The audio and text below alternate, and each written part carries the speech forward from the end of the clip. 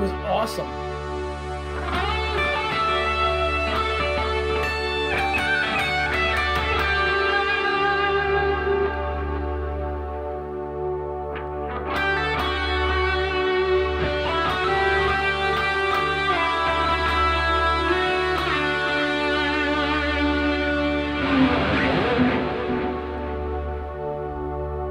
I'm on the wrong format, heading over to Twitch.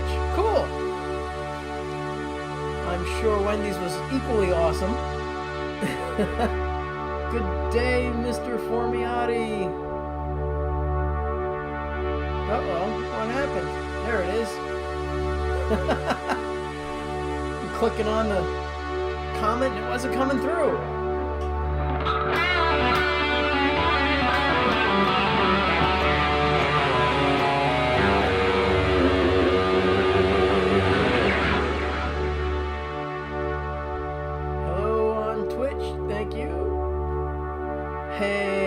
Breath. Did I miss anything? No, I was having audio issues again.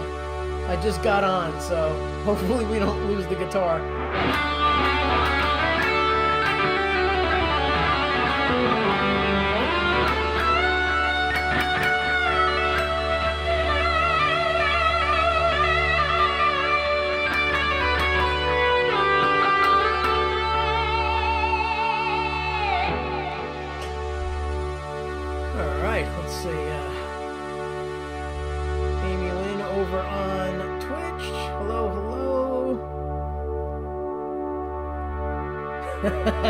Yes, the donuts were good. We have to thank Maria for the donuts. Is Maria on tonight?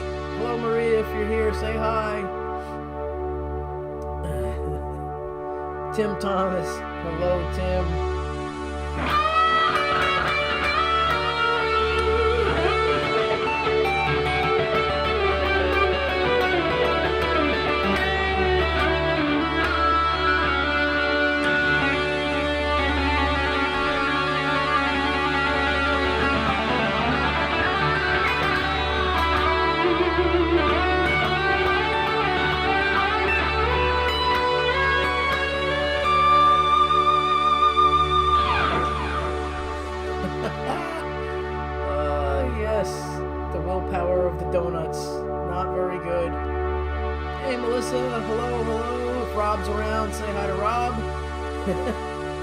Thanks, Matt. Oh, it was pretty rough getting everything to sync up today, but I think I fixed it.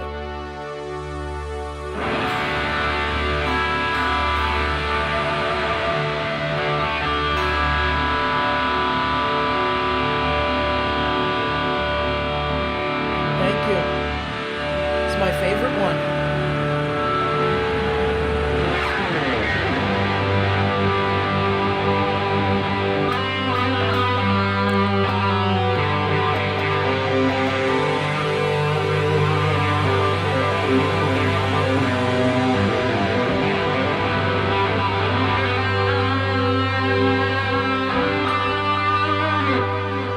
Mike and I spent a good part of the evening, late afternoon, working on some soldering, and it was fun.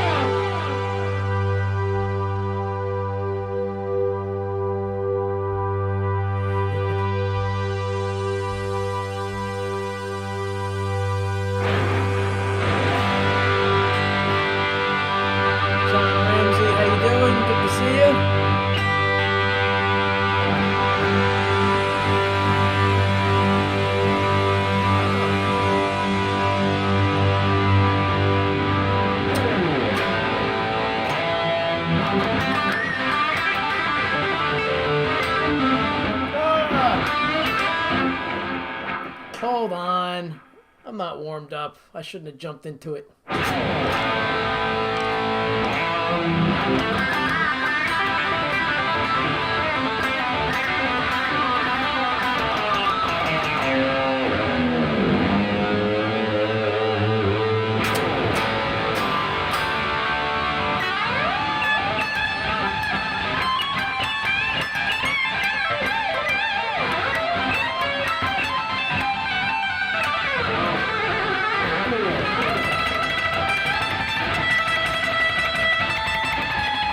There it is.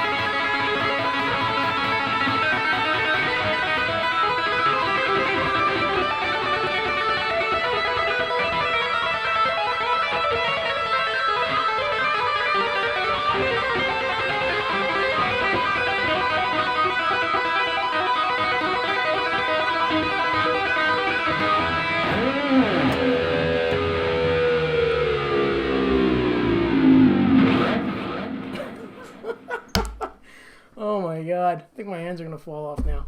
Boom. Just right on the floor. I should have waited. Yes. Eruption. You heard it. I hope you didn't blink or leave. All right. Hopefully everybody heard that. Yeah, the audio's there. Cool. It's still there. I keep looking at the meters, making sure they don't drop. I'm like so paranoid. I'm going to lose the guitar again.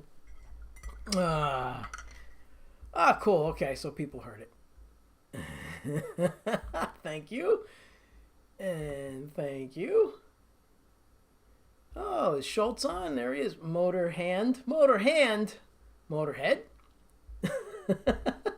In about 20 years, I'll show you how to play the new Nuno solo. Nice. That's a great tune. I'm still torn on whether he's tuning down a whole step everything to D or just doing drop D, because his hands don't match up in the video. So in one section, it looks like he's playing it in drop D. And then in another section where he's playing, the only way you could play it is if the whole thing is tuned down to D. So I don't know if he was just posing for the video or what. But great song. Really great guitar solo. It's nice to hear the fresh ripping guitar again in like music, because you don't hear that anymore. The evening coffee for... Whoops. I didn't turn my heater on. You know, it's mandatory. You got to have a heater on your desk. I don't know about you guys. Let's see. Can I get it into the frame? Got to have a heater. That's as far as I can get it. Got to have a heater for the coffee. Do not like cold coffee. All right. I even have a little lid that I put on top of it to keep it warm. Let's see. Yes, bring back the guitar. Bring back it all. Bring back the guitar. Bring back the drums, the bass. Real musicians playing real instruments with real talent. That's what I want to hear. I want to hear ripping guitar with all kinds of good stuff behind it. Let's see. Good idea. Throwing on some fresh coffee. Wonderful. I do not like hot coffee. Ah, yes. Some people don't like it too hot. They like it certain temperature, kind of lukewarm, so you can maybe gulp it more than sip it. But yeah, I like it hot. So I have my heater. Let's see. Yes, you have spoiled me. I had that before. I had that way before I knew you. And that one's on its way out, so. Live musicians, yes. Yes, so for anybody who's hanging out in the wings and not chatting, please say hi. Especially if you're on Twitch, say hi. The community is very friendly. We have a nice thing going on here. I've been doing this celebrating International Guitar Month for the entire month of April. So it's been fun hanging out with everybody. Yeah, so glad I'm doing it. And we have a lot of good questions that come in. I even have good questions that come in after saying, you should talk about this. Or what do I do about this? So it's kind of cool. I won't mention one yet because maybe Wendy's sister is here and she'll post the question she had herself, which would be cool. But in the meantime, I see some chat going on. Let's see. You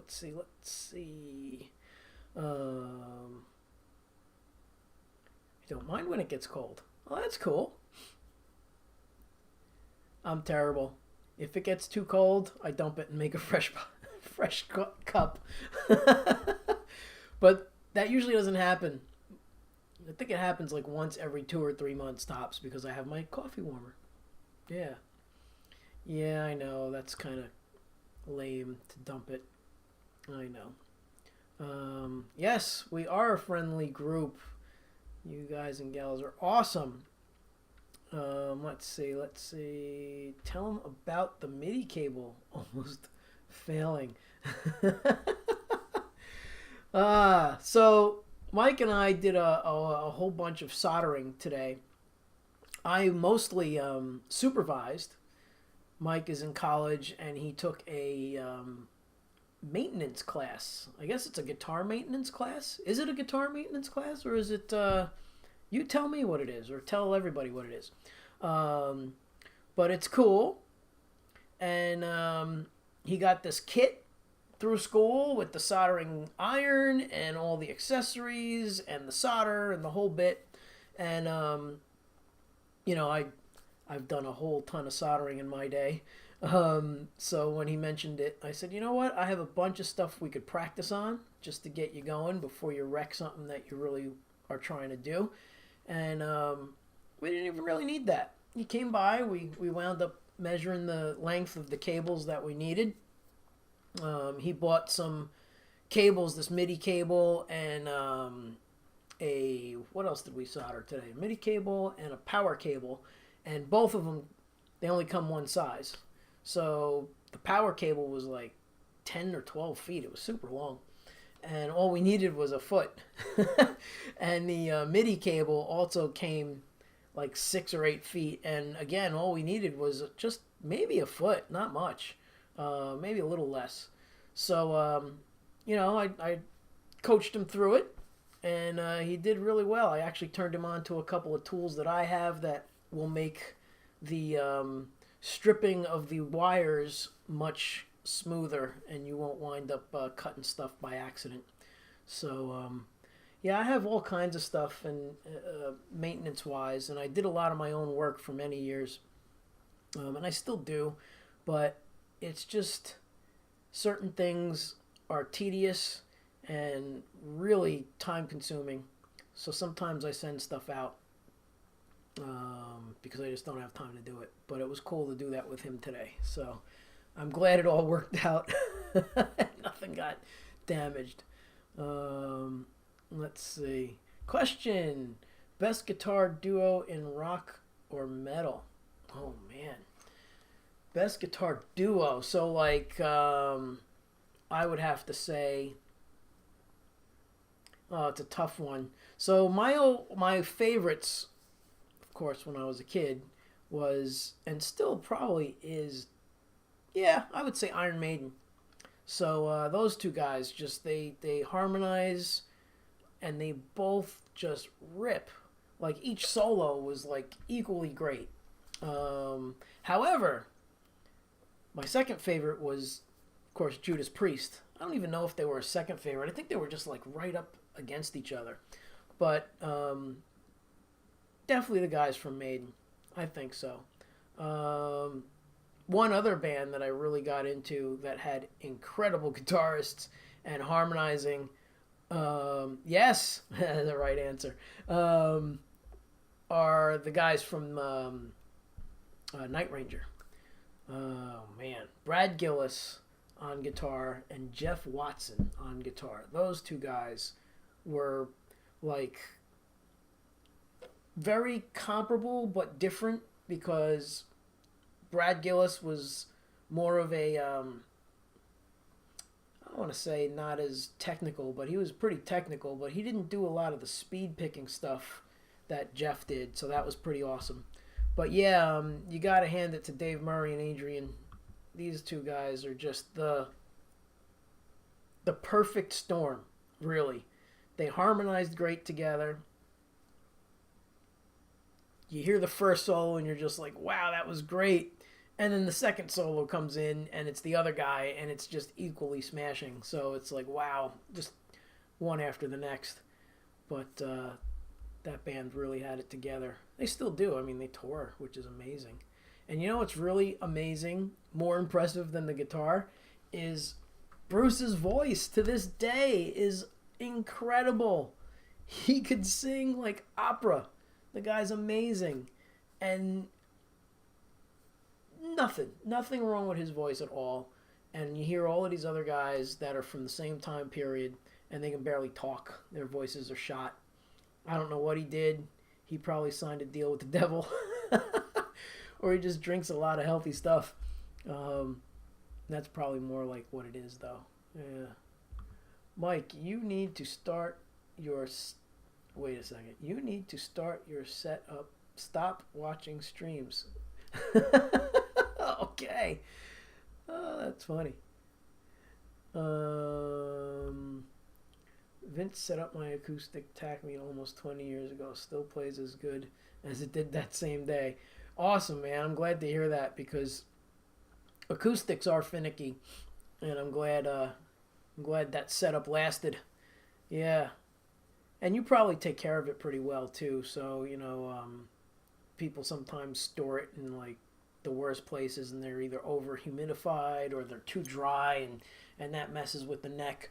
I just had a student bring me His Majesty, his Ernie Ball Majesty Music Man, and I was telling him it's starting to feel dry. So those of you who have guitars, if you go like this with your finger and you could feel the frets kind of catching your finger, like, and it almost hurts, that means your room is too dry and the neck wood shrunk and the frets are sticking out past the wood. That's called fret sprouting.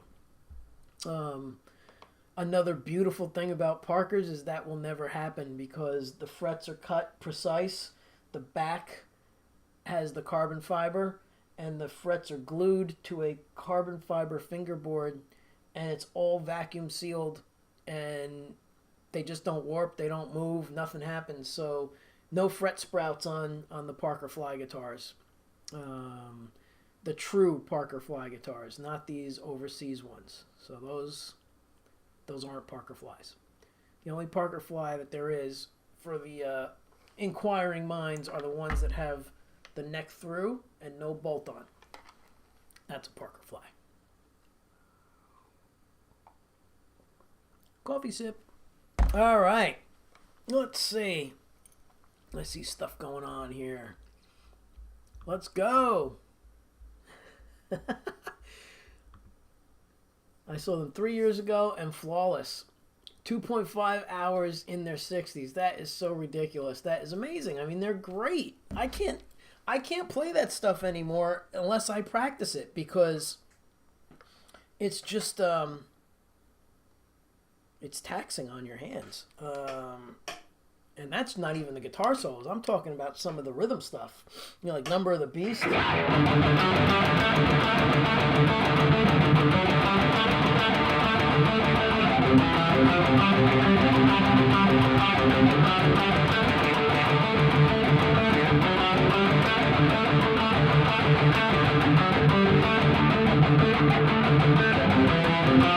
I'm tired. That's it. I'm done.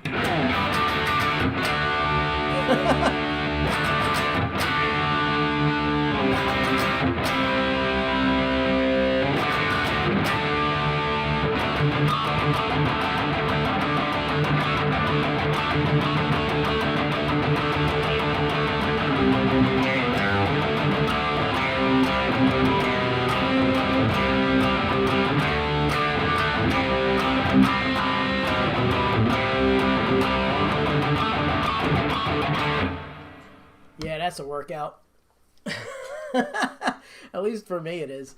I just don't play covers anymore, especially, that stuff. But man, I remember figuring all of that out and sitting around for hours with the albums and working on the solos. I'd have to hear the song again to even get that back right now, but let me think. Yeah, I'd have to hear it at least once, and I don't want to do that because the copyright police will nail my stream. Maybe I'll figure it out and do it another night. Oh, you're at the gym. That's awesome. We were at the gym. Cool. I figured you guys were friends. Hello, Al. Let's see. Let's see. Give me Reb Beach and Joel Hoekstra in Whitesnake. Yeah, so even to go back further, how about Steve Vai and Adrian Vandenberg? That pair was pretty awesome. My goodness. Just such great.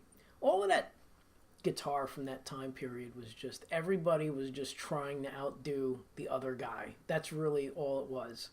It was, oh man, Iron Maiden, we got to catch up to them, or Judas Priest, we got to catch up to them, Iron Maiden's thinking, and then it's like, oh, Whitesnake is like, oh, we got to catch up to whoever and get, the best guitar player on the planet in the band at the time, get Steve Vai and get Adrian Vandenberg, and I mean, it was just one band after the next.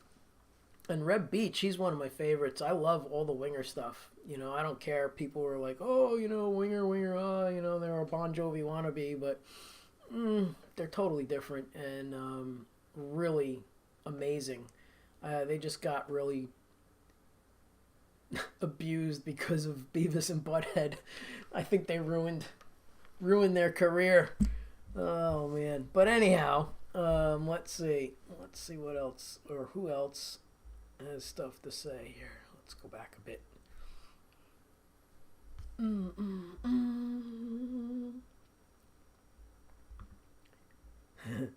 Cool. Yes, metal horns. I was watching NAMM coverage and people were asking about if the Police were around. Oh, like the actual band, the Police, or the Police because it gets too loud there. I don't know if you've ever been to NAMM. But I wear earplugs all the time. It's worse than being at a concert. And they actually have sound police, that walk around and basically have a dB meter. And if you're too loud, you get 3 strikes, 2 warnings. Third time they shut your booth down. So, volume police all over the place. Oh, copyright police at NAMM? Now that's ridiculous. That's really impossible. I mean, how can they do that? It's like going to Guitar Center and then telling some kid not to play Metallica. Like, that's impossible. But the copyright police at NAMM is totally absurd. All of these rules and all of these regulations are just making people not want to do stuff anymore. It's really what it's coming down to. Like if you're going to go to a music convention, you got to think of 99% of the public that goes to these things aren't original musicians. They're doing it for fun. They don't have original songs. They're trying out guitars, and they're going to play covers. So I don't know how that's going to fly. But audio police is for sure, because it gets damaging. Like literally, you'll leave the NAMM show with more hearing damage and ears ringing than you would if you went to a concert and sat in the front. Because it's 8 hours, constant, 8 hours, just bloody, blasting, loud. Let's see. We have them show up at the farmer's market and popping the buskers. Wow, really? Yeah, that's why I just don't want to play covers. I'm sure I'll get hit with copyrights for doing those that bit of Maiden. The past few nights that I played anything, I got copyright not strikes, they're warnings. And basically what happens is YouTube will, I can stream for 10 hours and play all original music. I play 30 seconds of a Bon Jovi tune or an Iron Maiden tune or anything like that. Guess who gets the money for my 10-hour stream? Those guys, not me. So that's why I really don't want to do covers too much anymore. It's just not worth it. At least on Twitch, they cut out the section that has questionable copyright material, and that's fine. Take it out. You know, just stinks on the replay. I'll probably say, oh, I'm going to play this Iron Maiden tune, and then all of a sudden, bye-bye. It's just dead silence for 2 minutes or 3 minutes. But, yeah, you know, whatever. Let's see. I think it's totally awful on YouTube, too. Yeah, it's crazy. But what can you do? I'm basically paying Vince a piece of the pie. That's right. So speaking of paying Vince and pieces of pie, if you're on and you're not following me and or subscribed on Twitch, please do, because I will get a cut, and it doesn't cost you anything if you have a Prime membership. So maybe you can tell some friends to stop over here and sub up. Yeah. Let's see. What's going on? No one watches their levels anymore. No. And even in small bars, I had a really good cover band years ago, and we would play like the local places. And I was a sub at the time, so I didn't say anything right away. But like the first gig I played with them, I was like, holy crap, these guys are loud. And it's like this little bar. And you would see, like, we'd start, and the front bunch of people would leave or get up and move back further. So after I became a member, I finally said something. I said, watch. I said, you see all of these girls up front here on the bar and that table right there? I said, after the first chorus, they're all going to get up and move further back. They're like, no. Sure enough, I was right. And they were like, whoa. That's when we started thinking about bringing the volume down. And then we played a couple of places where they had a dB meter. And they were like, yeah, you guys are way too loud. You got to lower it, or you can pack up and go. So, and that was tough because, you know, you can only be a certain volume up against what the drums are. So it's really hard to regulate when you have acoustic drums, because you can't really make them that much quieter. And, you know, hitting them lighter, yes, but some guys don't do that. One, because they don't like it, or two, because it sounds different and you're not getting the same feel. And then there are some guys that are just completely stubborn, which happened one time. The owner of the bar asked me to, you know, please tell the guys to turn down. And I said, okay. I asked everybody to turn down. And the drummer said to me, this is the way I play. I'm not getting any lower. And he's like yelling at me. And I was like, well, the owner asked. Well, that was it. He wouldn't even try to hit less. Then we're in the middle of a song, and she came over on the back of a menu in black Sharpie. Please turn down. And I pointed to the drummer to look at the sign, and he basically just yelled no. Well, that was the last time we played there. And I couldn't even get the gig back after I got a new drummer who was very professional about it. And he said, I'll bring an electric kit to that place. If they said, you know, you guys are too loud, I'll bring an electric kit. No problem, you know. And I was like, all right, if you want to play an electric kit, I'm fine with that. I called up the owner. I said, look, we got rid of that other guy, and I got a new drummer who plays an electric kit. We have a volume knob. She didn't want us back, which is a shame. But what can you do? Let's see.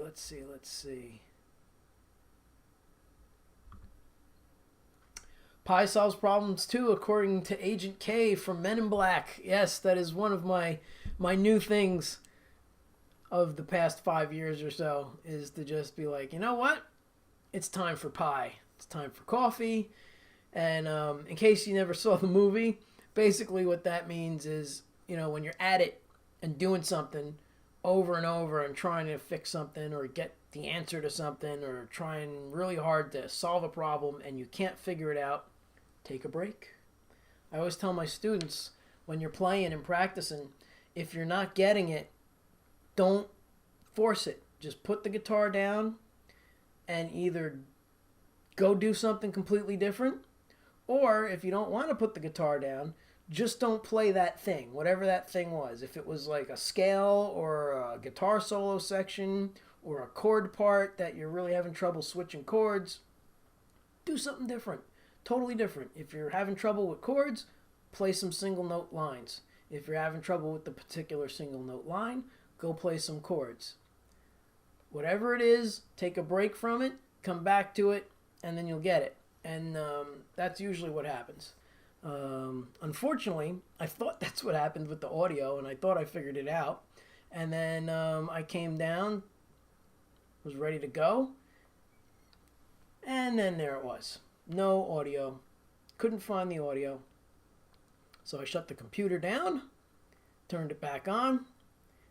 Still no audio this time. So I was really flipping out because I was like, all right, so now we got a bigger problem. So I unplugged all the cables, plugged them back in, did a whole bunch of other stuff, which I don't think did anything.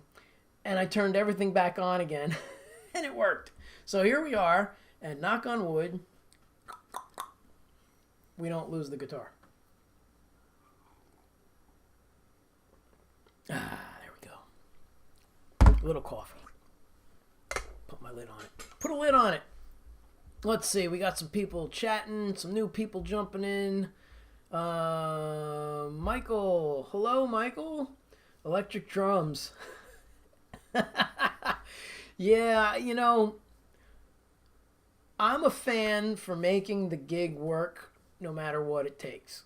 Okay, so for someone to tell me that they won't play lighter when the bar owner is begging me to get them to turn down, that's your last gig. Bye-bye. The other problem I have is, drums don't sound the best sometimes as electric drums. However, the newer stuff is really killer. And our drummer in Complicated has a great Roland set, and he's happy with it. He is still a diehard acoustic drum fan, but he would call me, and he wasn't the one that was the problem. He was fine. He would call me sometimes before the gigs and say, "What drum set should I bring? The acoustics or the electrics?" And half the time I would say, "Bring the acoustics," and because I love the way they sound. And he's really not a basher, so he's good, but he was like, "No, I'll bring the electrics tonight. I think it's a smaller place. I'll bring the electrics. That way we don't have to worry about it." So he's cool that way. But of course, if I was to pick whether or not I wanted someone to play acoustic or electric drums, I would definitely go with acoustic if the venue served it, But most of these places that are even allowing music anymore are like bar restaurants. And here's tip number 1 to all you cover band folks. If the bartender and the waiters and waitresses can't hear the customer giving the orders for the food, then you will never be asked back again. Fact. Hey man, whoops, we got movement. I'm trying to catch up with the stop moving. There we go. Hey man, good to see you, Archie. Michael says, great advice for anything in life. And frustrated, walk away for 10 minutes. Yeah, I'm serious. Like, really, like, you gotta just back off, breathe, and come back to it. Good advice, come back to it later, which is why I said I'll show you the new solo in 20 years. No stress. Yeah, no kidding. Hey, Surfer Boy, what's up from Boston? What's up from New Jersey? Let's see. And remember, no one is above the tune. No one. That's right. That is right. Play for the dynamics of the gig, and no one is above the tune. I'm full of one-liners. I'm going to get shirts made. Now, don't go stealing it because I got it. It's copywritten. It's digital. It's my idea. What about a drummer with an obsession for cowbell? Yeah, that's when you take a break. You know, you go on break and hopefully the guy goes out and, you know, gets a drink or a cigarette or goes to the bathroom and you unscrew that cowbell and you hide it. Ah, yeah, you're screwed if it's an electric cowbell. Yeah, there's no, yeah, I'd have to go in and delete it somehow, but I don't think you can do that in digital drums.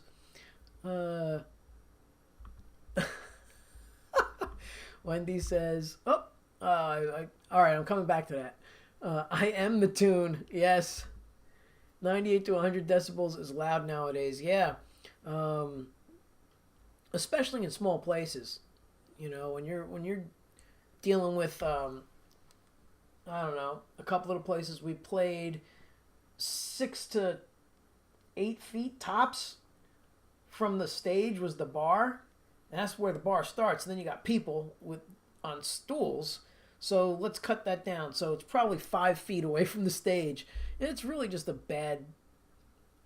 poor planning on the bar's part to have a stage right there. Boom. You know, bands are loud. That's the whole point. It's music, you know. It's not a DJ. Not a DJ. Where did Mike go? Where did that comment go? I don't know where it went. If I see it again. Looks like Price is on, but I don't see him.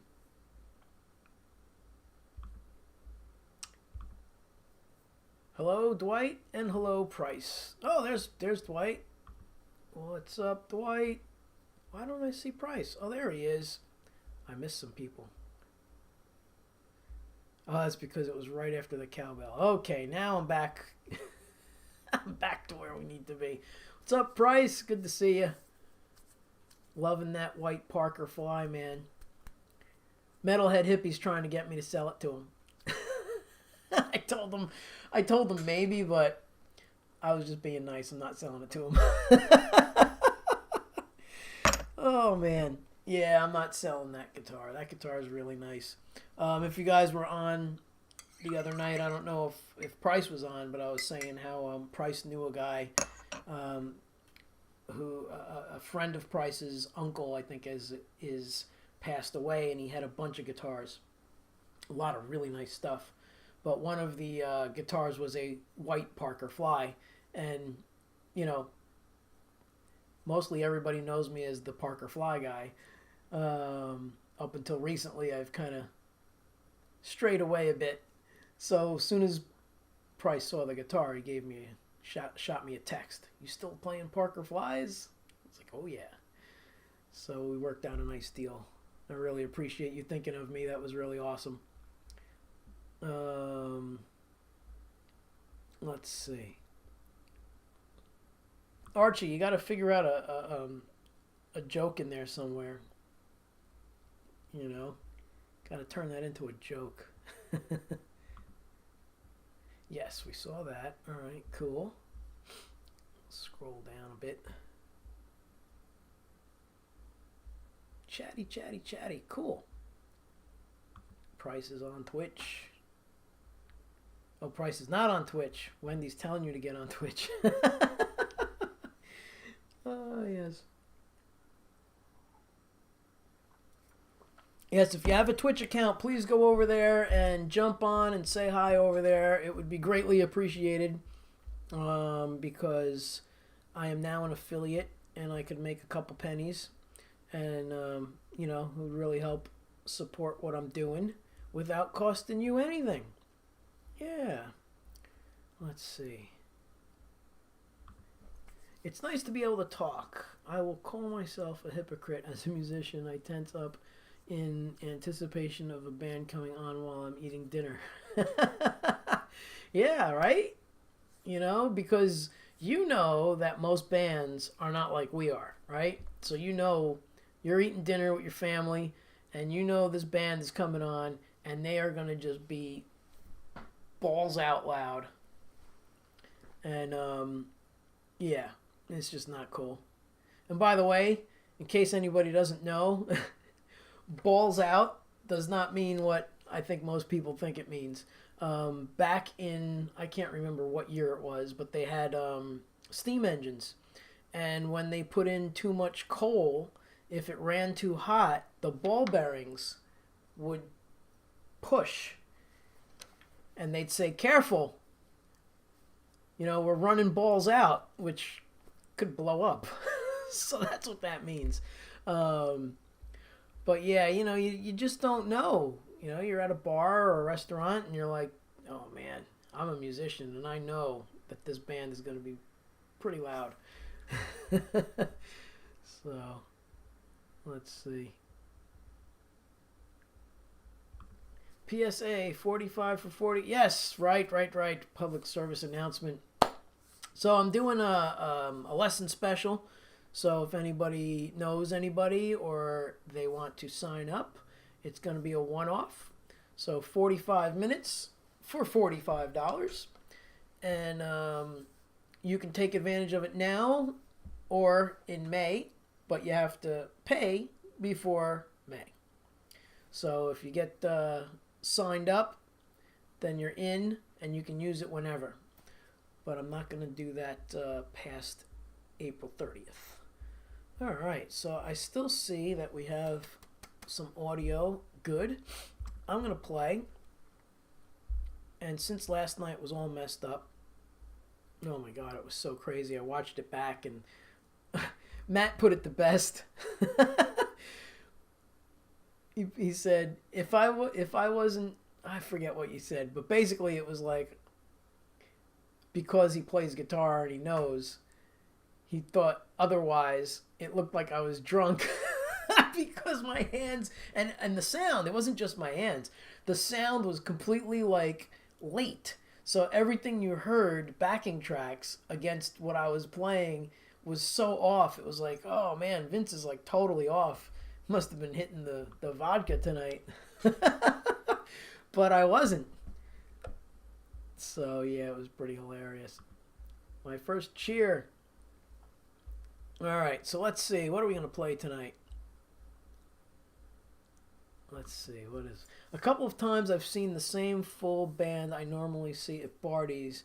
They play the Nook at Sunset. Full setup. Talk about loud. Sorry to the non-locals. Rock band in a big space versus very tiny space. Yeah, so that Sunset Pub, I've played there with a few different bands, and they set you up, and literally the ceiling is just like reachable. So it's a low ceiling. I think it's like that old like plaster type ceiling, and then the whole back is brick. And then the bar is like literally right there. There's about 2 feet of space for people to walk past you, you being the band, and the bar, and the tables. So you're like right there, and it's loud.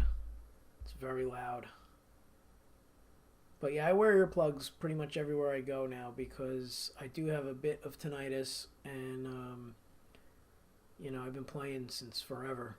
So it's just loud. So I try and protect my hearing at all times. What's Dwight saying? I just ate peanut butter on blueberry pancakes. Oh man, that sounds awesome. That really does sound awesome. Archie, Chuck, hello. Bobby Shannon, hello. What's going on? Cool. Glad people are hanging. So this is Guitar Month, International Guitar Month, and I'm just coming on live every day, chatting about guitar and band experiences and music experiences and doing some playing. And it's been a lot of fun. Everybody's had some really good questions. And some really good comments. What do we have here? What you all time favorite song? What's your all time favorite song that you love to play?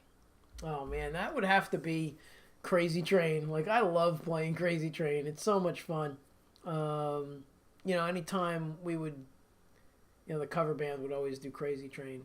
There was a point where we would do Ain't Talking About Love. No. We would do Running with the Devil. Then I'd do Eruption. And then we would do You Really Got Me. Those were my other ones that I would love to do. Eddie and Randy were the absolute, total inspiration for me for so many years. Yeah, those guys were super inspirational. Good to see you still going at it, brother. You're welcome, man. Thank you, and I'm glad you're here. And yeah, man, welcome. Good to see you. It's been a while. I stopped. I haven't seen you or anybody. I stopped and hey, get out of here. Got a little fly going on down here. I stopped in October, I think it was. And just a lot of stuff came up. So I had to take care of things. And now I'm back. And I figured, you know what? What better month to come back full boat, guns a-blazing, than April. April's International Guitar Month. A lot of people don't even know about it. So I figured, hey, let's go back. I'll do a live stream every day and just jump on and talk shop, do some playing. So yeah, that's what's going to happen. I'm going to play. I've been threatening playing for 10 minutes, but you guys keep chatting up, so can't help myself. I'd recommend that lesson with Vince. Not that I've had official lessons from him, but with jamming over with jamming over the years, he's simply, I can't said things that made me push me to the next level. One thing in particular that I won't repeat because I have to charge you. That's great. Yeah.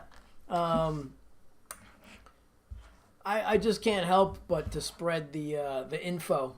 I guess that's the teacher in me. But at gigs, if something's like a struggle, I'll break it down real quick, and boom, we'll be out and going. So it's cool. And Jim's great. A lot of fun to play with. Jim's a very talented dude. He could play guitar really well, bass, and drums. And he's not okay at drums. He's really good at drums. He's great at drums, great at guitar, great at bass. So it's really cool, and he sings a bit too. So it's pretty awesome to be in a band with Jim and Rob on the drums. So if you guys want to check out after the stream, go to my YouTube channel and look up Complicated.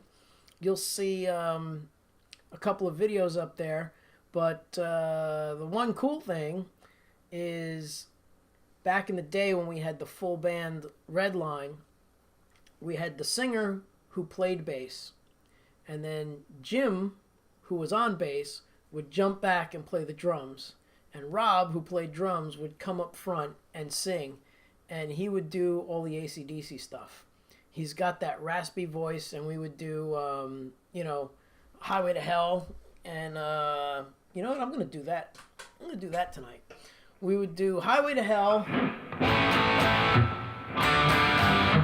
We would do the other one, Shook Me All Night Long.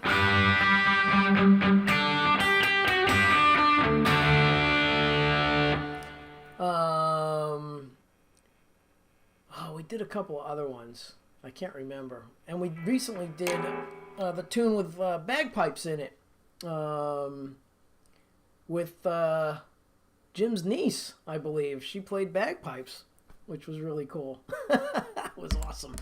All right. I'm going to shut up and play. Shut up and play your guitar. It's a Frank Zappa album, right? Shut up and play your guitar. Here we go. So I got some stuff done today. I figured out how to make the iTunes stop running into each other. Oh. Yes, there it is. Jeez, my brain. Long way to the top if you want to rock and roll. Yes, we did that. With the bagpipes. That was so much fun. All right. So we're going to do some Highway to Hell. So like I said, I figured out how to get the stupid iTunes to stop running into each other. Thankfully. Okay, I'm muting the mic.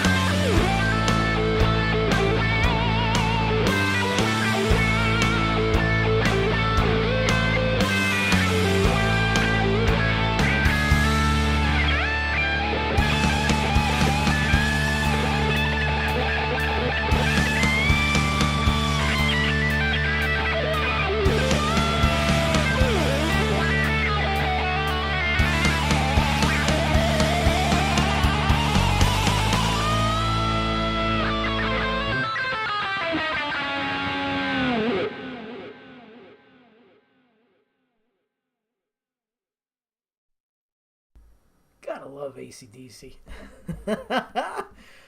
Oh, yeah. So much fun.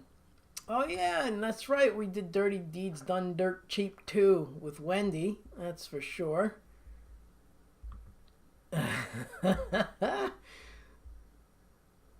Giddy up. That's right. Price is over on Twitch now. Thank you. Cool. Got the horns and the hard hit. I have returned. Thank you. Let the axe do the talking and the singing. Oh yeah, that's how I roll also. Nice. Don't stop me. That's right. Thank you, thank you. Thumbs up. Yay, thanks, Matt. Bob, what's up? You rock, Vince. Always brighten my day and night. Thanks, man. Thank you. Appreciate it. Appreciate everybody hanging out. What was I going to say? I don't remember. But I'm going to tune my guitar because I think I knocked the G string for a loop. Let's see. It's either the G or the B. Yeah, he's fine. B's a little sharp. There we go. Aha! I was right. It was the G string.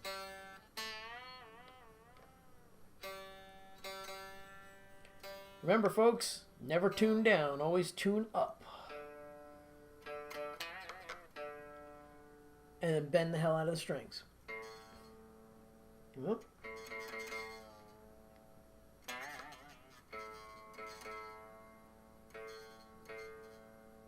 There we go. Yeah, these strings have to be changed. That'll be for another show. I'll do another Parker Fly restring. These have been on here forever. Chuck with the hand claps. Thank you. Bob, what's up? Bob, Ozzy. And Ozzy. And venturing into Randy is another whole episode. Yeah. You nearly had the Angus popping. Yes. Yeah, you know, I don't like sitting and playing. But this is a whole new format, so we're going with this. We're going with the sitting and playing thing, and it's all good. So it's cool. Chris Hop, holy cow. What's up, man? Good to see you. It's been a million years. Maybe not a million, but you know what I mean. Thanks for being here. I just did that tuning up. Yes. What gauge strings do I use? Well, on this particular guitar, I have 8s. And I usually used 8s. That was my big thing. What I did was with my old Court Les Paul copy that I still have, thanks to Matt over on Twitch there. That's Lukish Literature right there. I need to applaud you for giving me my guitar back.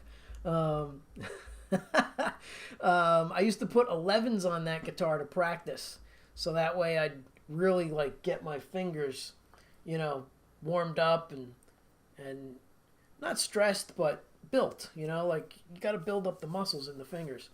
But I'd have my Kramer strung up with 8s, so I would go between those two guitars. And when I came from the guitar with the 11s and went to the 8s, it was like it wasn't even like strings were there. So what I wound up doing was I eventually switched across the board to 9s, and I really like 9s, but it's just that the hands are getting a little tired quicker than normal, so I go back to 8s, and I'm slowly restringing everything with 8s, but there are a few guitars that I really do like with 9s. So I just have to take it easy on those guitars and not really go too nuts. That's all. Yeah. But 8s are my preferred string, and 9s are the second. I have 8s on a Les Paul, on that first Les Paul. Pointing in the right direction. That one over there, that one has 8s on it. And no one can believe I have 8s on a Les Paul until they play it, and they're like, wow, this is ridiculous. But yeah, you're right, Bob. I was just gonna say that too.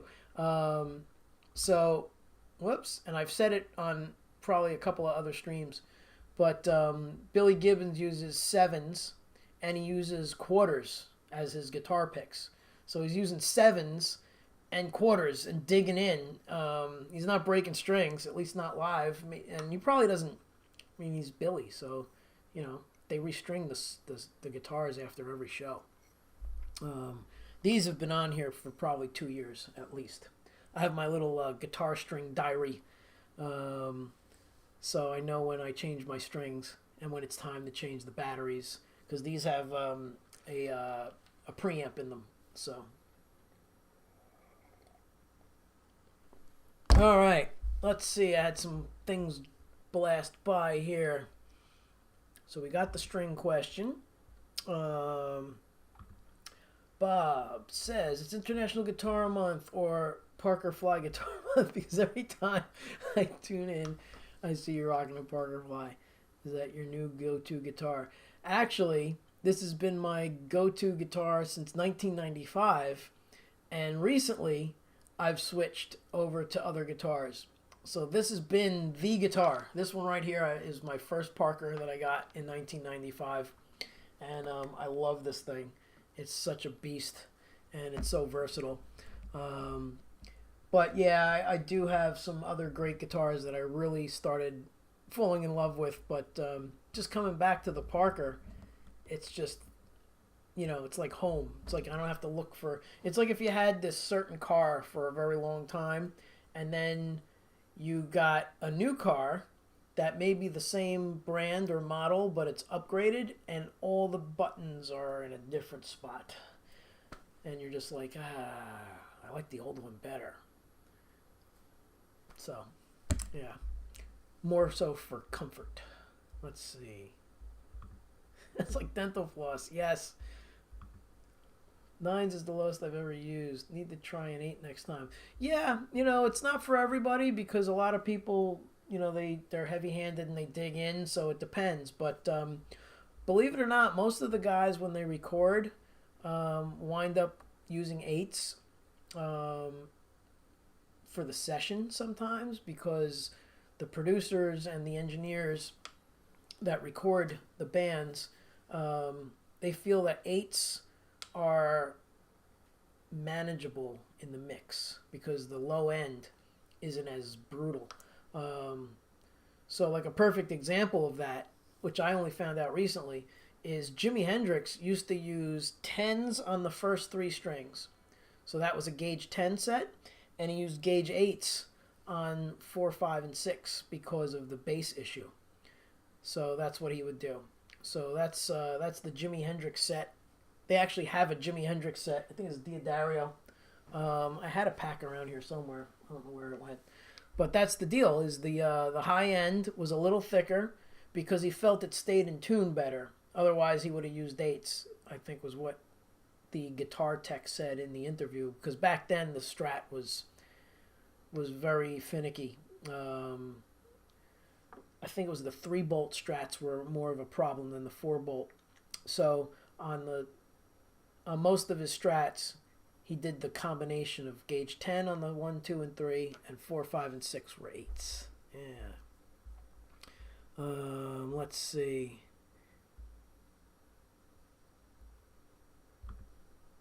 Bob D, time to change guitars. Yes. Yes. Yeah, I still haven't changed any strings. Sunday's the day. Yeah, I know you were threatening to change strings after I did the live string change, but it's like a whole thing. It's not fun. Usually, it's kind of tedious. It's his show, his call. I'd love to do an acoustic one-off with him. Oh, okay, yeah, we can get Wendy on one of these nights. We'll have to figure that out. We'll do. We could either do it on acoustic or we can do boots. I still have that track. These boots are made for walking. We could do that. That would be cool. Something else went by. Okay, I don't know what happened. Oh, there we go. Pro tip, don't put tens on a cedar top Washburn acoustic. Lesson learned. I love playing heavy strings, but some guitars just can't handle them.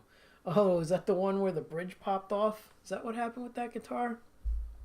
Ah, bummer. I don't even know what Washburn's deal is anymore, but if you had damage, call them, because those guitars were guaranteed, lifetime guarantee. But I don't know, after they sold to Jam Music, which is a Canadian company, that's when Parker disappeared, and I don't even know if Washburn's in business anymore. I haven't looked. I guess they are, because Nuno is using them, but that doesn't mean anything. Adrian Blue still uses Parkers, and they're not around. I used to use 11s for the thick tone without tuning down. Definitely a workout. 10s is now my sweet spot. Maybe it's time to try 9s. Yeah, it depends. Like I said, it all depends on how you feel. I think it's a twofold thing. It's mostly a sound and recording thing, but also a feel thing for, hand purposes. I have another student who's starting to have tendonitis problems, and he's switching all his guitars from 10s to 9s, I believe, because he came over and he played my Strambergs, and those have 9s on them, and one of those has 8s. So he was like, "Oh man, I really need to lessen the gauge because I can feel the difference in my hands." Let's see. And yes, Wendy, it's time for a new guitar. Stramberger, it's now Stramberger Parker. Yes. Okay, no more Parkers. I can't do that. I took your advice about buying a gem. Oh, really? You got a gem? All right, so if you got a gem, I'll break out a gem. That's what we'll do. Well, I have the Pia. I will play the Pia. Wendy says, "Oh, yes." So, Bob, which gem did you get? Because there's a few. There's the blue, there's the white now, and then there's the limited colors, which I think they still have some access. Oh, you did not buy one. Okay. So yeah, so I probably described what it's like, and it depends on what you're looking for. But yeah, the neck feel could be different, and also the tremolo bar. Like if you're not into that kind of a bar, my God, yeah, it's a nightmare. And Ernie Ball makes all kinds of hybrid mixed strings. Yes, they do, and I think GHS Boomers does a hybrid, like light top, heavy bottom, and all these different gauges. Now with all these gent and really like tuned down to C and these heavier bands coming out with like these alternate tunings. A lot of the bands use like heavier strings because when you tune down, the string tension becomes like super floppy. Like you can't even like control it. So you need a heavier gauge string. Yeah. So what guitar does Bob want to see? Let's do that. We'll keep it simple. You've seen some of my stuff. So what guitar do you want me to play? Hopefully it's not something that's not nearby. They're all nearby, but what do you want to see, Bob? Put it out there. I'll play the next song on it. Let's see. What should I do next? What do we got here?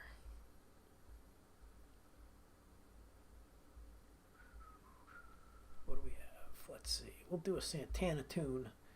Let's see if I can remember it.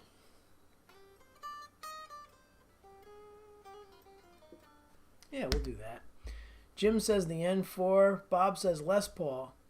I would play the N4, but the input jack has a wacky issue. Sometimes it breaks up, so I don't know. With my luck tonight, I'll plug it in and it won't work. So I need to do some repairs on my own guitars. So I have a whole list of all parts stuff that I have to buy. I need input jack for the N4. I need a volume pot for one of my Parkers. So I have to put that all together. I'm Bob. Play the N4. All right, I'll play both. That's what we'll do. All right, let me. Who came in first? Let's see. All right, so Jim came in first, then Bob showed up with the Les Paul there. All right, so we'll start with N4, and then we'll go to Les Paul because I don't think the N4 is going to work. Hold on, I'll be right back.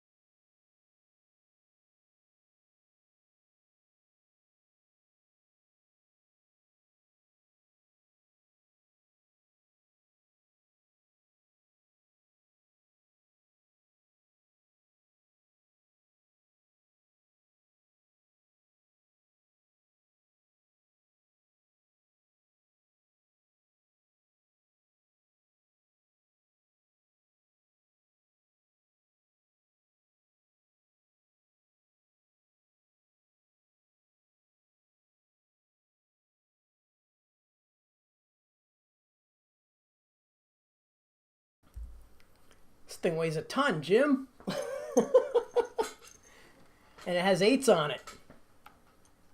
And I think the 8s are from the last gig we did with Redline. So I might break the strings tonight. All right, let's see.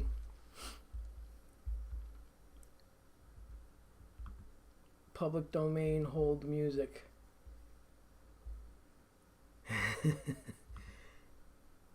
think I'm going back to 9s again from 19s.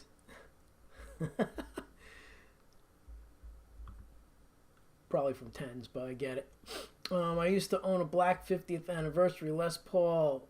Never heard you play guitar without a whammy bar. Yeah, well, that's a thing. Actually, when I used to play with Lou, I brought my Les Paul once, and he's like, "Yeah, don't bring that guitar.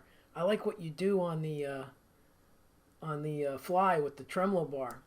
So I was like, "Oh, okay."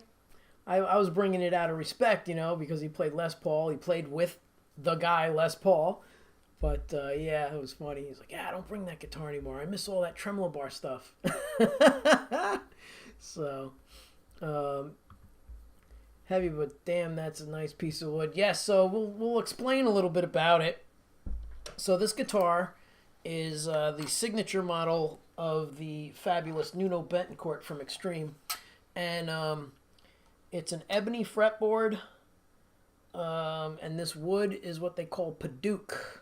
Okay, and look at this amazing cutaway. This is called the Stevens cutaway. He designed this neck joint and the bolt, so that way you can get way high up with your thumb. All right, I have a thumb cam. Imagine that. There it is.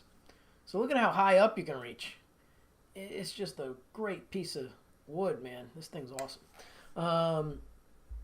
But yeah, I would use this guitar and the Les Paul. These were my two main guitars for many years. And good grief, they're heavy. Definitely gave me neck and back issues and shoulder issues. But since I use the Parker Fly, I'm good. Get the zipper out of the way so I don't mess it up. Let's see. Who is Lou? Lou Palo from the Les Paul Trio. That's who Lou is, or was. He passed away a couple years ago. Great guy, really good friend. We used to play every week. I would go to his gigs, and he would go to my gigs. Pretty awesome to have Lou Palo come and play it and sit in at your gig. There's a really great clip of him. He came to one of my gigs and we did this thing called Guitar Boogie, and I would play the rhythm part and he would do the main line, and brought the house down, like ridiculous. You can actually hear the crowd go berserk. And he ripped. I mean, it was like ridiculous. It's on YouTube. It's on my YouTube channel. I will need to search him on YouTube. You can just go to my channel and look up, if you just type in, search Lou Palo and Vince Ginella. I'm in Jersey, and Lou was in New Jersey as well. Yeah. He was Les Paul's right-hand man. You got it, Jim. Jim came to the Iridium a couple times with me to see Lou and to see other shows. Yeah. Those were awesome times. Definitely awesome.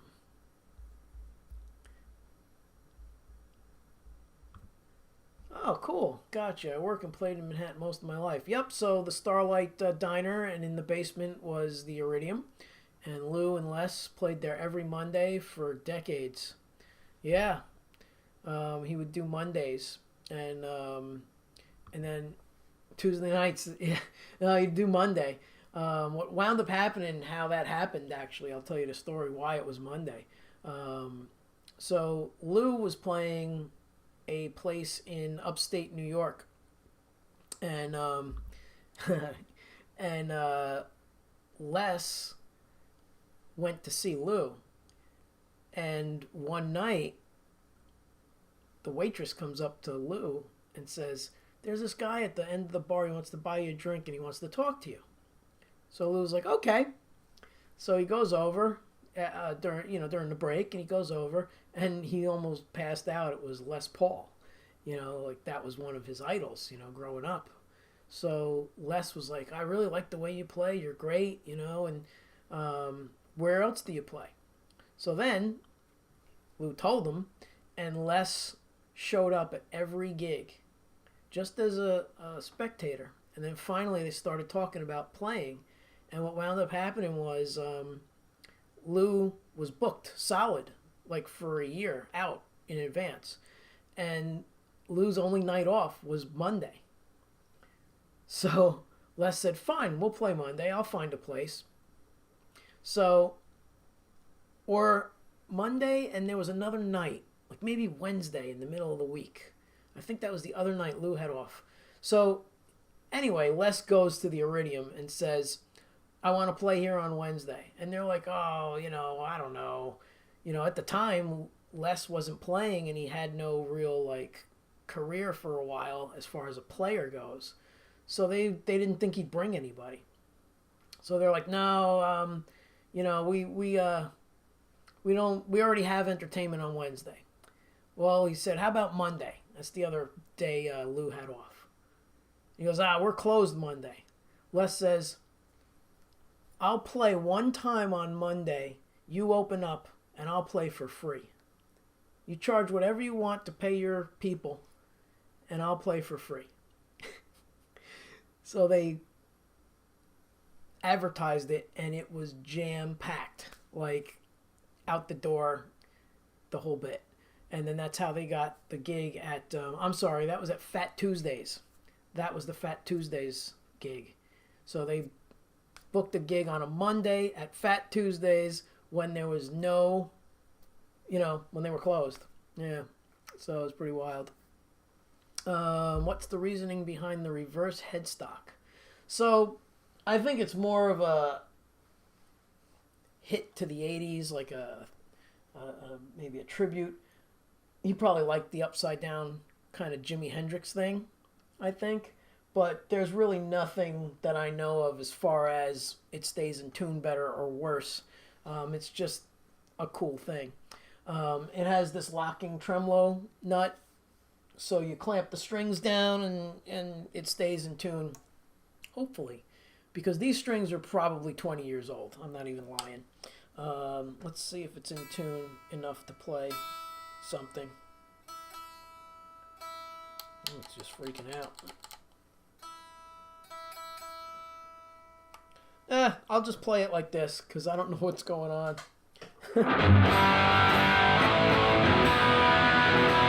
That's pretty cool.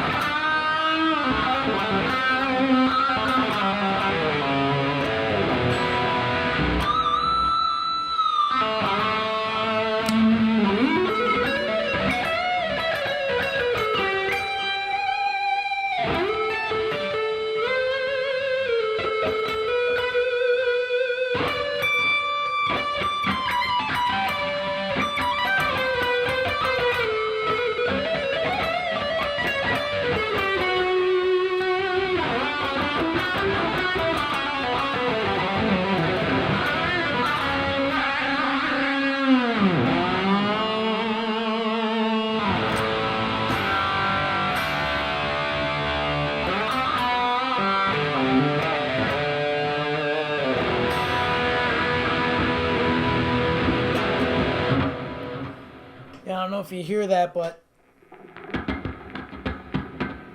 it's cutting in and out. I don't know if I can play much longer with it. But it's got a great tone. It also has a coil tap. So you pull that and it splits the coil, so now it's got more of a Strat sound.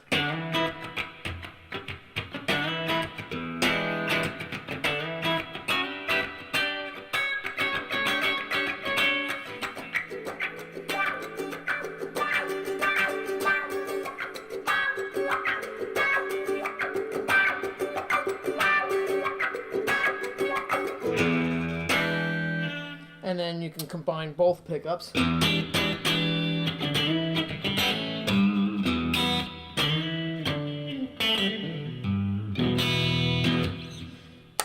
then this is straight bridge.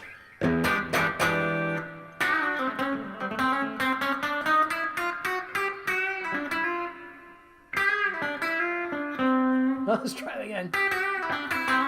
There it is. Middle. Very distinct change in the tone there. And then the neck by itself.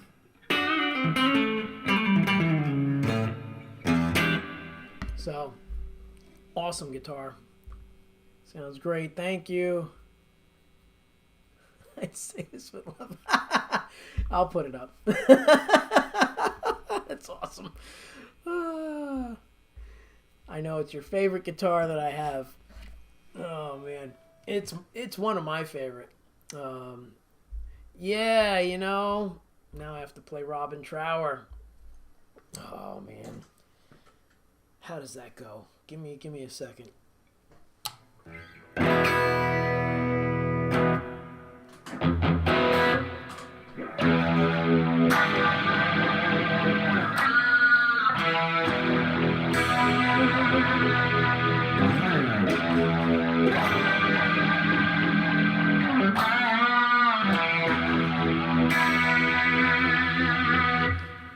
I don't know if that's a Robin Trower tune. I can't remember. I don't know many of his songs, to be honest, but he's awesome. Love that guy. He's really good, but I don't know his stuff, especially like to play it. Yeah, that's it. Bridge of what? That's right. Bridge of Sighs. 20. I'm not kidding, man. The strings are probably 20 years old, at least. I don't even know. I think the last time I used this guitar for a gig was probably 2000-ish. Ski resort, Jim. Remember when I fell down the steps in the back with the ice and I didn't fall? I literally skied down the stairs, a full flight of stairs. I had an amp head in one hand and the rack of effects in the other. And the whole back of the ski resort kitchen area where we came in and out was covered in ice. And I literally bounced down the stairs holding everything. And I guess those two things like just kept me up. But I did twist my knee. I had to fill out a report at the ski resort about my knee. But yeah, that's probably the last time I played this guitar. And what was that? Kaylee's first gig. She was like 1 year old or less, right? Yeah. Come on, what year was that? That was when I did it. Wow, really, dude, that was bad. Yeah, I almost like broke my leg. And that was the last time I used this guitar. So if you remember the year, how old is she? She's like 18 or 19, right? So, oh, there we go, 18 years ago. So yeah, that's the last time this guitar had the strings changed. Still sounds good. I wish I could remember. These are probably DR high beams because that's what I was using back then. Surfer Boy, have you ever played Flight of the Wounded Bumblebee by Nuno? No, but Jim can. Schultz. Jim Schultz can. Isn't there video of you up there playing that, Jim? Show off. He's one of those guys. He plays guitar really good. He plays drums great. It's like, oh man, not fair. What effects pedals are you using? Okay, so right there when I did that cool little, some sort of, whatchamacallit, Robin Trower tune. Let's put on that camera. I think it's pedal 4. Is it marked up there? Nope. Screen 4 is not it. Screen 5 maybe. There it is. All right, so that's the Axe-Fx foot controller. And each one of these buttons acts like a stomp box. So right now I have the rotary on.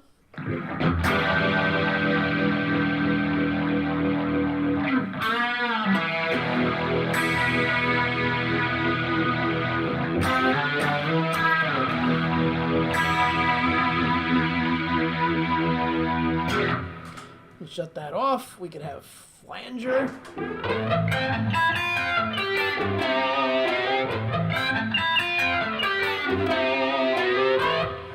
We could have phaser.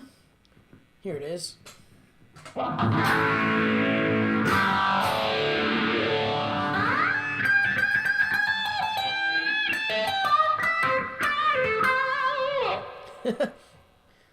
So the tension on this guitar is very different, so I wasn't ready for that. This is just distortion right here.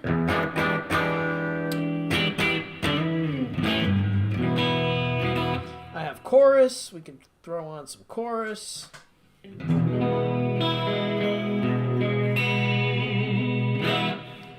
Delay.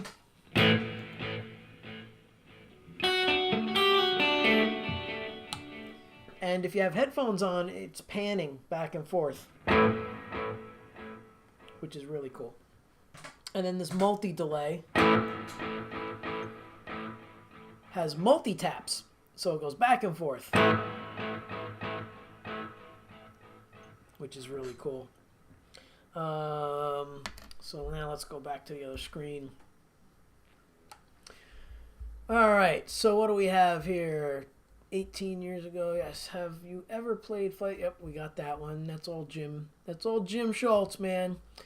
Got that one. Vince. John Ramsey has a question. Do you like Telecasters and do you have one? I do not, but I am borrowing one from a former student because I have this whole plan to do this thing, and it should be done. I'm working on it. It should be done in about 2 weeks. So you'll see me playing a Telecaster, but it's not mine.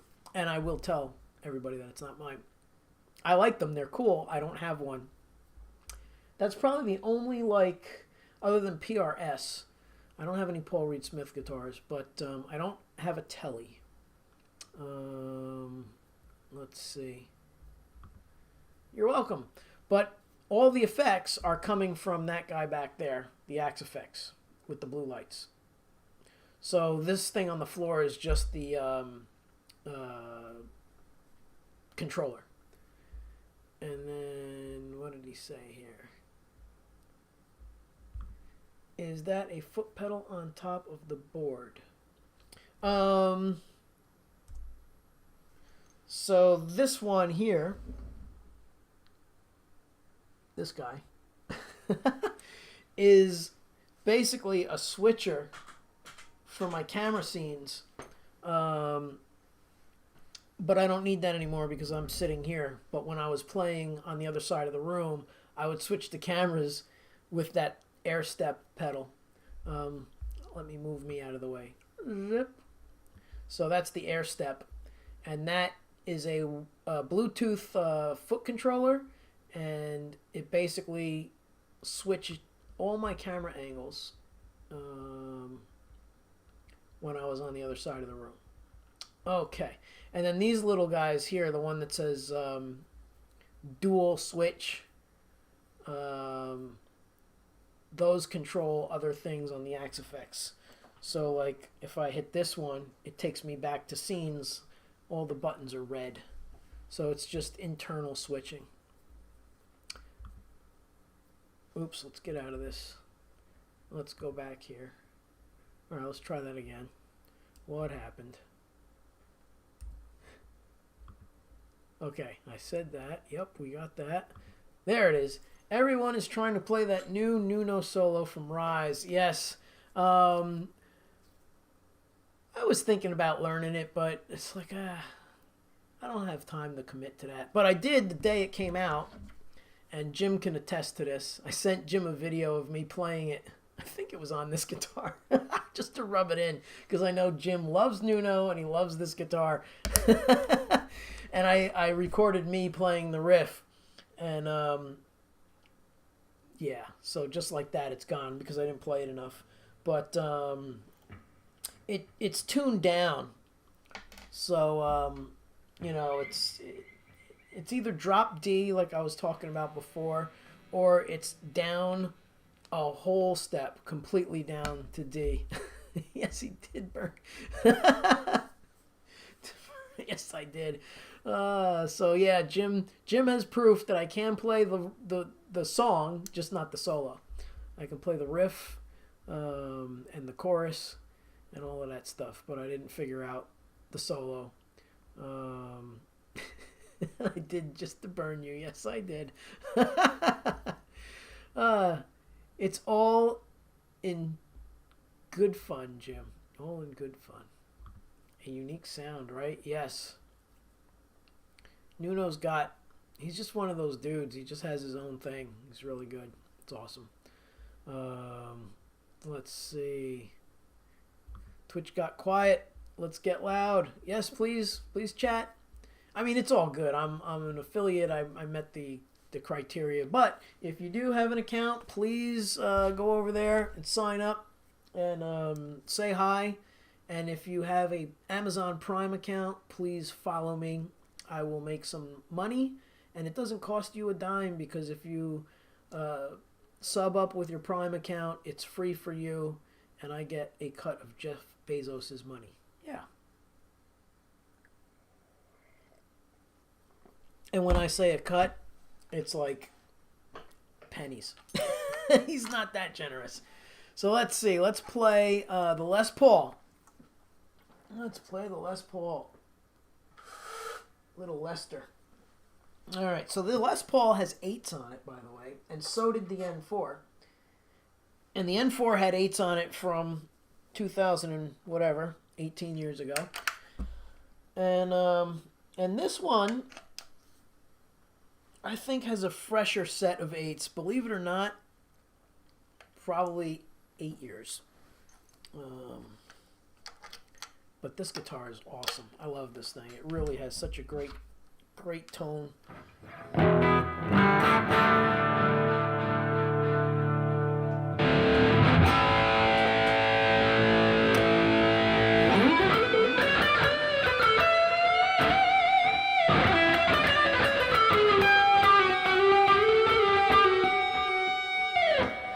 The other thing I like about it is I got lucky with this guitar. And the action is like Parker Fly action, which is nearly impossible to do. But this thing just plays so good. Let me pick a song here that'll work. I'll do a Santana tune with this song. Jose, hello. Thanks for being here. Hello, hello, hello. Janice switched to her phone. Cool. You know what's wild? Twitch tells you the amount of whatchamacallit, people who watch on their phone, who watch on desktop, and who watch on TV, which is really wild. Let's see. I see. Getting your workflow down is a serious accomplishment for both audio and video. You have come a long way since I first saw you. Congrats. Thanks, Bob. Yes, it's been an adventure. If you go back to my first streams, especially the ones, because I wasn't streaming to YouTube at the beginning, but if you go back to my Facebook page and look at the ones even earlier than the ones that are up on YouTube, holy cow. Like, yeah, I mean, it wasn't that I was shy. I just could tell that I wasn't as comfortable in front of the camera, and also I wasn't as organized. You know, like stuff would go wrong constantly because I was still trying to figure it out. And it's not like anything or nothing goes wrong still. I mean, everything goes wrong, especially when I'm about to hit go live. It's like everything goes right out the window. But yeah, it's thank you so much for noticing. And Bobby, thanks for an excellent lunchtime session, man. Now back to work. All right. Well, thanks for being here. He's in Australia, by the way, so he's on tomorrow time. The sound of classic rock, yes, sir. You know, I mean, this is it. This is the guitar.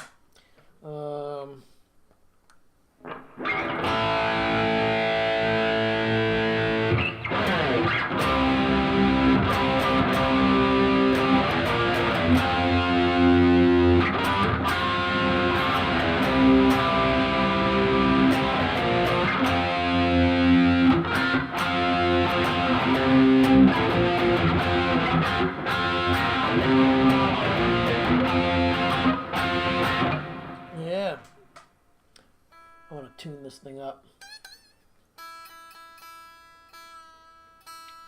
So that's the one thing with anything that's not a Parker. It's like so difficult with the change of seasons to keep these things in tune.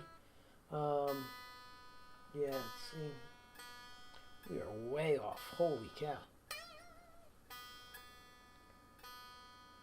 And plus, yesterday it was like 90 something the day before, and now it's like down so low.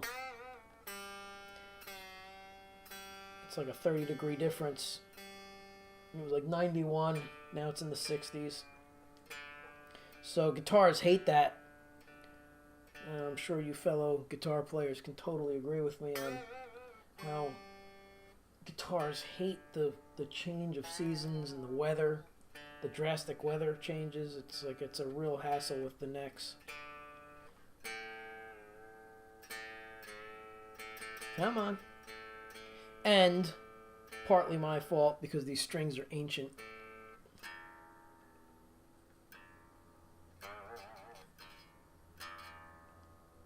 Yeah, Jim, we did Some Kind of Wonderful.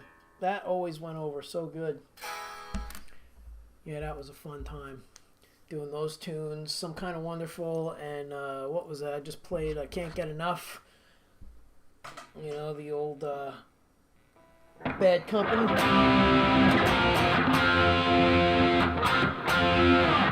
Such good stuff. Fun to play. The other night, I don't know if you were on, Jim, but I said no one's above the tune. And there are so many people who just complain about tunes like Some Kind of Wonderful. And what was the one I picked the other night? Mustang Sally. And we did those, you know. Same with this one, the Bad Company tune. You know, it's like when you play gigs, certain age groups want to hear that stuff. You know, and even some of the younger people want to hear it because if they're coming to see a live band, they're not looking to hear Eminem. You know, they're looking to hear rock. And it's like, you know what? Nobody's above the tune. Suck it up, play it. You're here to entertain. We talked about this a couple nights ago, or it might have been last night. I don't remember. All of these nights are blending into each other. But it's like, come on, man, you're in a band, you're here to entertain. You're not here to pick the songs you want to play because it makes you feel good. That's part of it. But not every song is going to be that. You know, you can't have a set or a night of 40 tunes and you're going to love every single one of them. It's just not going to happen. You know, there's going to be the tunes that are going to be, okay, you know, going to play this one. And that's okay. You know, let's see. People love these tunes, those tunes. Yes, yes, they do. You know, like I said, Some Kind of Wonderful, all of those tunes. Yes, yup. And what's Matt have to say? Lucas literature, window shopping for guitars. Ah, yes. All right, so for anybody who doesn't know Matt, Matt was a former student of mine when he was like 12. Now he's a grown adult with kids and a wife, family, the whole bit, and super talented. So check him out. Awesome tattoo artist, like really good stuff. Um, he drew, he did a tattoo of Eddie from Iron Maiden on some guy's arm. He just posted recently, and it's ridiculous. It's amazing. He also has a book that he put out, and his daughter illustrated it. So she's got some talent too coming down from him, passing it along. So check it out. They put out this book together. She illustrated it. He did the story. It's on Amazon, but go check him out. You know, he's awesome. It's cool. I love seeing my students that, whether they continued to play guitar or followed some form of art, it just makes me feel really good and proud. I just had a student recently. I taught him when he was 12 or 14, I don't remember. And he just opened up a school of rock this year and asked me to be one of the teachers. So, you know, again, another student who stuck with it. He wound up staying in the music industry after, you know, I gave him lessons. He wound up working for, what's the big company? American Music Supply online. And then after many years of doing that, he decided to open a school of rock, which is awesome. They're in Maywood. His name's Mike Lasante. So that's really cool. I have another student, another Mike, as a matter of fact, who is in the SamAsh.com. And he's a great guitar player. And, you know, and all of these guys are grown up now and they have families. And it's just so cool to see that they're doing stuff. And it's just amazing. You know, it's really cool. So I'm really glad. And no need to blush, man. You deserve it. So go check out Matt. Check out Matt. And maybe Matt, put up your website or something. Let's see. What do you? And then I got Mr. Mike right here. What's his Instagram or account? Need a new tat very soon. Yeah, you know, unfortunately, he's not in this state. But who knows? Maybe you'll take a trip out there. Check out his stuff. He's great. And Mike, another one. Mike plays bass. He was one of my students from when he was like 9. And now he's in music college. You know, it's really cool. Really cool to see. And Price was a student. And he would come and play. Actually, he was a student on guitar, and he would sit in with my band, and play sax. And we'd have these great jams with him on sax. But, yeah, he's awesome. Price, another one. So I'm very fortunate to have students that are dedicated and actually do stuff. You know, it's really cool to see. Let's see. Wendy puts, thanks, Bob. I love that new website, vintagelessons.com. Yes, Yeah, I've worked hard on that. That I did. That was kind of part of the hiatus. I've been working on the website, working on lesson material. Um, it's a lot of work. So eventually, there's going to be a community to join at vinceslessons.com. There'll be a few tiers that you could, you know, decide what level is good for you. There's private lessons, online coaching. You have your own lesson portal, so it's not like a Skype thing. It's way better. And it's through my site, so it's secure. It's not like a Facebook group where you're going to get pop ups and ads, and a lot of people don't even have Facebook. So it's a cool site. And the testimonials that I've acquired over the years on that page are just really amazing. And I'm very proud of all of those kids and adults that have done what they've done with what I've taught them. Because I wouldn't even imagine that that would be something that would happen. Let's see. Price is awesome. Yes. He's a good dude too. Very talented too. He's another guy. He's got a media company. He does graphic art for lots of stuff. Really cool, and video. So pretty awesome. Hello, Svarta Varg. Hello, hello. Thanks for being here. All right, so since I have the Les Paul, let's do a little Santana. We'll do this one for Bob. And where is it? There it is. Let's see what time, how long we've been streaming here. It's almost 2 hours. All right. Oh, my goodness. It's almost 11:30. Okay, so we do have a good amount of people on, but I'm going to do this one tune, and then I'm going to call it a night. Do you ever take requests to learn a song by ear on the stream depending on complexity? Well, I usually don't do that on the stream because then it gets copyright strikes, but what were you thinking? I may know it. But if I don't know it, maybe I'll check it out. What do you got there? Throw it in the comments. But that's one of my Shadow of the Night by Strike Force. Shadow of the Night by Strike Force. I'd have to check that out. It came out in '84.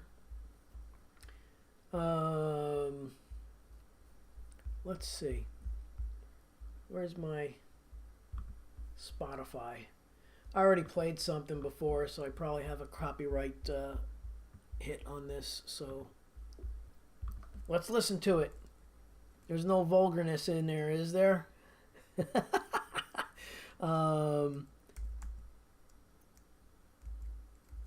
Shadow of the Night.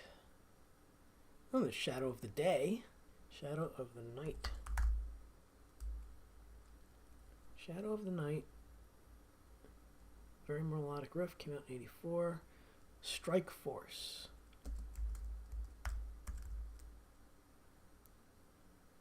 Wow, it's not coming up on Spotify. Shadow of the Night, Strike Force.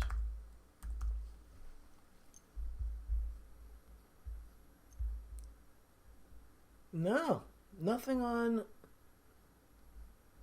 Spotify. I can't look it up there. Let's see, melodic riff. I don't think it's on Spotify, but YouTube. All right, let's see. We'll try YouTube. Let's go over to this computer. Shadow of the Night by Strike Force.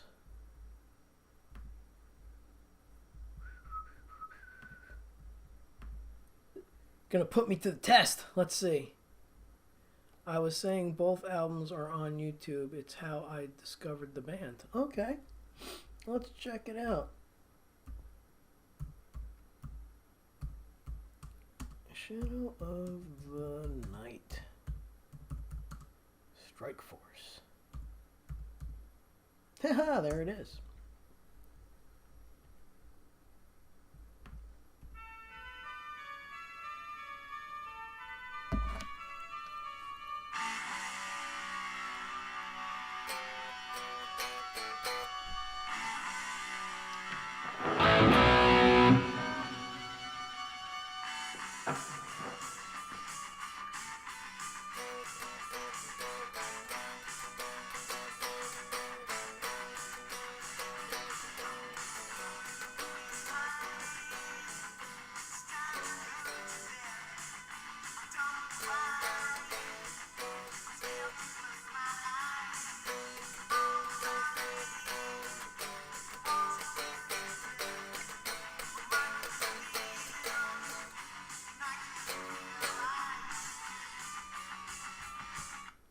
So far we got this. Well, first it goes. So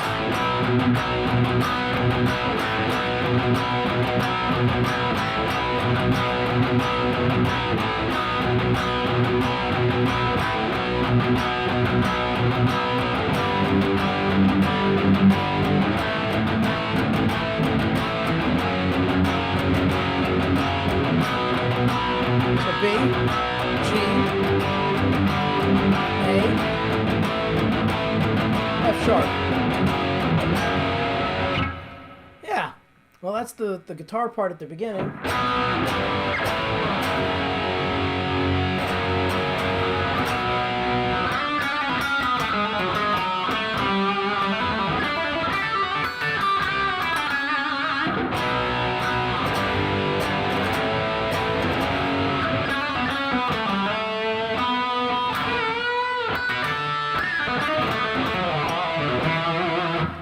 So I don't know how the song goes, but just from theory, I know that it's in the key of D, and I would use B minor or, I don't know, F sharp minor, pentatonic to give it a little kick and some different change, or Mixolydian mode.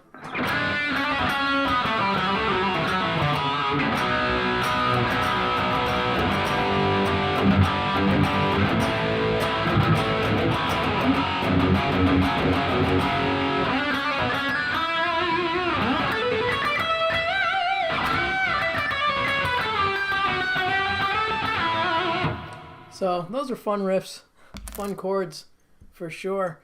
Yeah, great tune. Dig it. I'll listen to the rest of it another time. Let's see. I'll listen to the whole album now that I found them. Check it out. Cool. Thanks for the suggestion there. Are you still here? All right. So, let's see. Yep, we're pushing 2 hours. So I'll do a little song all the way through that I actually know.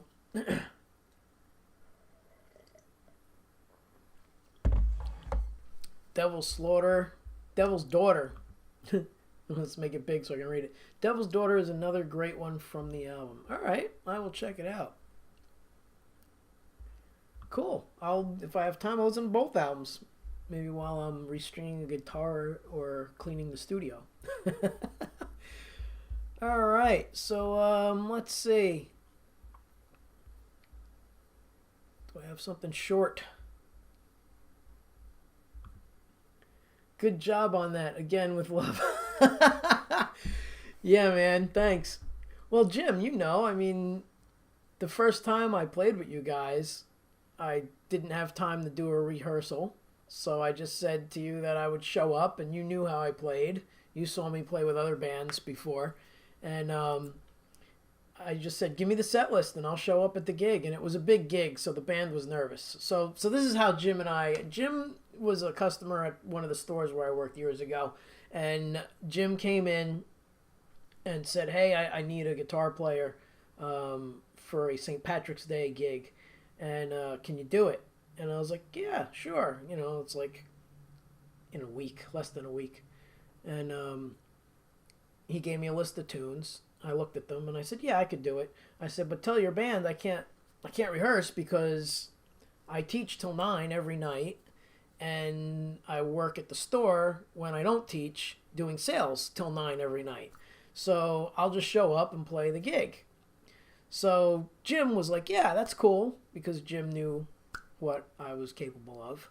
But the rest of the band, especially the keyboard player, was like out of his mind. Like, oh man, you got to rehearse with us. He called me at the store. I'm like, I'm not taking off of work, sorry, to come and play stuff that I can do.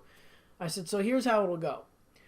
All I need to do is, if you're playing keyboards, and he played rhythm guitar, this guy too. I said, all you have to do is play the first few bars of the song, and I will know how it goes. So, you know, that's what happened. I showed up at the gig, and I just sort of winged it, but not really. Like, I can tell where things go for some reason. I don't know. I have a weird thing for music. Me and music get along really well. But can you play the solo to I Wanna Be Sedated? Yeah, if I heard it once. And we did that song. And I never played it the way it went. I played my own sedated song. Sean Hendricks in the house. Another bass player. Another guy who was in my band. Was that an actual real quote? Did someone actually say that to me? I can't remember. I can't remember if you're messing with me or what happened. But, man, that's hilarious. Can you play the solo for Wanna Be Sedated? Oh, my God. What did Jim say? Because Vince knows his stuff. I'll tell you what I'm saying in the wrong context. Yes. Oh, man. Sean Hendricks. So Sean Hendricks, bass player, singer, another guy who does a bit of everything. Plays bass, plays guitar, sings, and owns a comic shop. So check out Sean Hendricks and Fat Moose comics. Sean is awesome. Man, the last time we played together was the first live stream I ever did in 2018. And, dude, that was the last time we played together. So we need to play together. Same with Jim. Like, we gotta do more. Jim, the last time we played together was another live stream in 2018 or 2019 for Thanksgiving. So, yeah, we gotta get together. But anyway... Sean is fun to play with. So is Jim, of course, but Sean just jumped in here, so elbow cough. Yes. We need beauty sleep. Yes, sir. I think we're going to skip the tune because we're at the 2-hour mark. And it's late, and I'm sure Wendy's probably annoyed with me at this point.